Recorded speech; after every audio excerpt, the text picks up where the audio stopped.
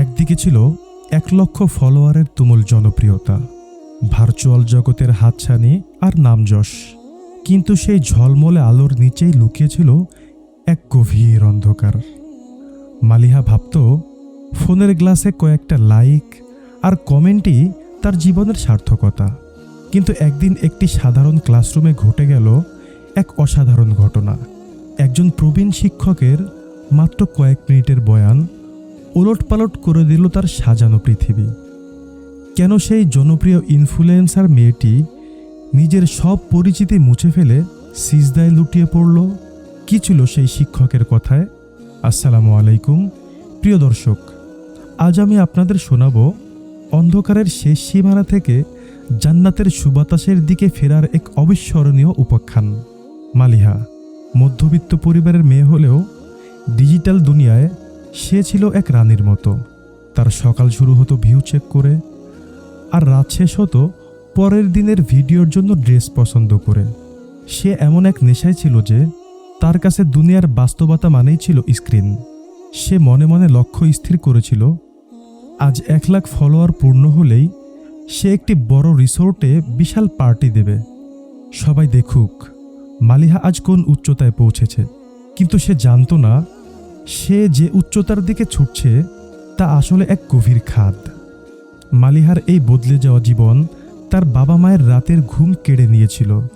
মা যখন বলতেন, মারে অনেক তো হলো, এবার অন্তত নামাজটা পড়, মালিহা তখন চিৎকার করে বলতো, মা তুমি প্রাচীন যুগে আছো, এখনকার দুনিয়ায় ওসব চলে না।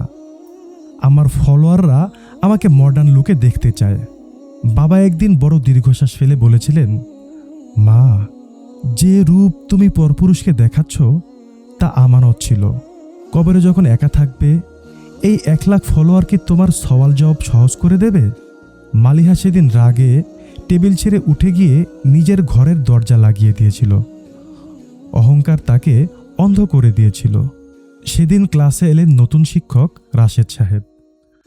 মানুষটি অন্য শিক্ষকদের মতো কেবল বইয়ের পড়া পড়াতেন না, তিনি আত্মার খোরাক দিতেন। ক্লাসের সবাই যখন মন্ত্রমুগ্ধ হয়ে তার কথা শুনছিল, মালিহা তখন ট্রানজিশন ইফেক্ট নিয়ে ব্যস্ত। হঠাৎ হুজুরের একটি কথা তার কানে গিয়ে তীরের মতো বিঁধল। রাশেদ সাহেব বলছিলেন, এই যে সৌন্দর্য নিয়ে তোমরা এত গর্ব করো, জানো কি মৃত্যুর মাত্র কয়েক ঘন্টা পর তোমার প্রিয় মানুষটাই তোমার শরীরের পচন দেখে ভয় পাবে। কবরের প্রথম রাতেই এই উজ্জ্বল ত্বক মাটির পোকাদের খাবারে পরিণত হবে। সেদিন তোমার ফলোয়ার নয়, তোমার সঙ্গী হবে কেবল তোমার আমল। শিক্ষক আরও বললেন, যে আল্লাহ তোমাকে চোখ দিয়েছেন তুমি সেই চোখ দিয়ে হারামে লিপ্ত হচ্ছ, যে হাত দিয়েছেন সেই হাত দিয়ে তুমি গুনাহের প্রচার করছো। একবার ভেবে দেখো তোমা, যদি আজই মালাকুল মউত তোমার সামনে এসে দাঁড়ায়, তুমি কি তোমার ফোনটা হাতে নিয়ে আল্লাহর সামনে দাঁড়াতে পারবে? মালিহার মনে হলো পুরো ঘরটা ঘুরছে।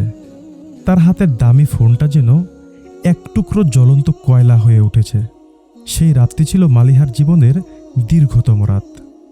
হুজুরের প্রতিটি শব্দ তার কানে হাতুড়ির মতো বাজছিল। সে নিজের ভিডিওগুলোর কমেন্ট বক্স চেক করল। হাজার হাজার লালসা ভরা কমেন্ট। যে কমেন্টগুলো দেখে সে আগে গর্ববোধ করত, আজ সেগুলো দেখে তার গা ঘিন ঘিন করে উঠল। তার মনে হলো প্রতিটি ভিডিও যেন তাকে জাহান্নামের দিকে এক পা করে এগিয়ে নিয়ে যাচ্ছে। সে পাগলের মতো বাথরুমে গিয়ে মুখে পানি দিতে লাগলো। সব মেকআপ ধুয়ে ফেলার পর সে যখন আয়নায় নিজের সাধারণ রূপ দেখল, তার মনে হলো সে তো এতদিন এক মিথ্যার মুখোশ পরেছিল। সে সিজদায় গিয়ে শুধু বলতে লাগলো, ইয়া আল্লাহ, আমি পথ হারিয়ে ফেলেছিলাম, শয়তান আমাকে মোহে ফেলেছিল, আমি তোমার কাছে ফিরে আসতে চাই, আমাকে কি তুমি মাফ করবে না? অশ্রুতে তার জায়নামাজ ভিজে যাচ্ছিল, কিন্তু তার হৃদয়ে এক অদ্ভুত শীতলতা নামতে শুরু করল। পরের দিন যখন মালিহা শালীন পোশাকে বাইরে বের হলো, পৃথিবীটা যেন তার কাছে নতুন মনে হলো। তবে পরিবর্তন এত সহজ ছিল না। তার সোশ্যাল মিডিয়া ফ্রেন্ডস, ক্লাসমেট এবং আশেপাশের সকল বন্ধুরা তাকে নিয়ে ট্রল করতে শুরু করলো। কেউ বলল ভণ্ড, কেউ বলল পাগল, কিন্তু মালিহার মনে আজ এক অজেয় শান্তি। সে নিজের 1 লক্ষ ফলোয়ারের সেই আইডিটি 1 ক্লিকে ডিলিট করে দিল। সে বুঝতে পেরেছিল দুনিয়ার 1 লাখ লাইকের চেয়ে আরশের মালিকের একটি রহম অনেক বেশি দামি। আসক্তি কেবল মাদক বা ডিভাইসের হয় না, আসক্তি হয় প্রচার আর প্রশংসারও। ডিজিটাল এই দুনিয়ায় আমরা নিজেদের বিলিয়ে দিচ্ছি এমন এক মোহের পেছনে যার কোনো স্থায়িত্ব নেই। কিন্তু মনে রাখবেন, তওবার দরজা সবসময় খোলা। আপনি যত বড় গুনাহগারী হন না কেন, আল্লাহর দিকে 1 কদম বাড়ালে তিনি আপনার দিকে দৌড়ে আসেন। মালিহা আজ তার হারানো আত্মাকে ফিরে পেয়েছে। প্রিয় বোন, আপনি কি প্রস্তুত আপনার ভেতরে সেই মালিহাকে জাগিয়ে তুলতে?